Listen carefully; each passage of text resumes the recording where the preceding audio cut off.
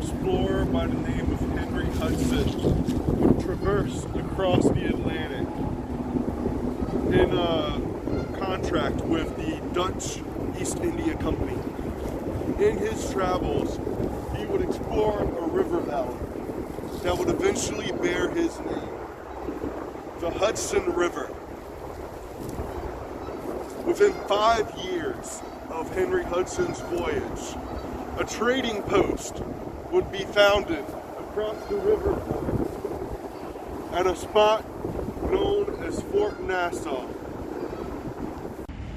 In 1618, however, Fort Nassau would be destroyed by a flood, and a new fort would have to be built in 1624 by the name of Fort Orange, named after the Dutch leader, or the Dutch House of Orange. Actually, both forts were named after Dutch royal houses. Fort Nassau was named after the House of Nassau, and Fort Orange was named after the House of Orange. This park right here is Albany's oldest park. It's called Liberty Park, or back then it was known as the Pasture.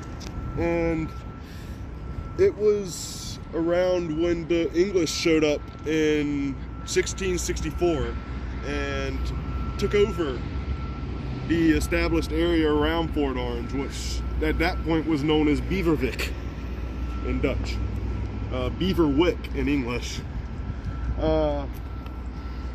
And the English would show up and reestablish the area as Albany. Albany's name comes from a Scottish title, the Duke of Albany, which is a title given to the younger son of a Scottish king. In this case, King James II of England and 7th of Scotland. The colonial governor of New York, Edmund Andros, would arrive at Fort Orange to find it in disrepair. Therefore, he would have the fort demolished and replaced with a new fort on top of State Street Hill, known as Fort Frederick. Okay. Now, we are standing on the oldest commercial street in the United States.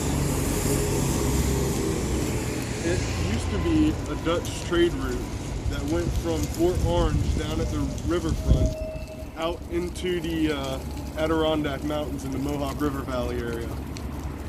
However, today it stands as State Street, a commercial avenue, and pretty much the main street area of Albany.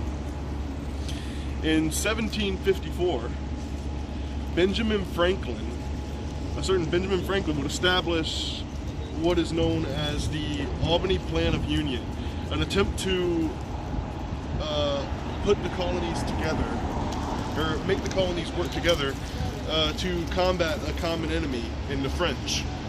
However, that plan failed, but it would lay a benchmark for a collaboration between the colonies that would begin in 1754 and lead to the American Revolution and the colonies working together to achieve independence from their imperial overlords. Moral of this story?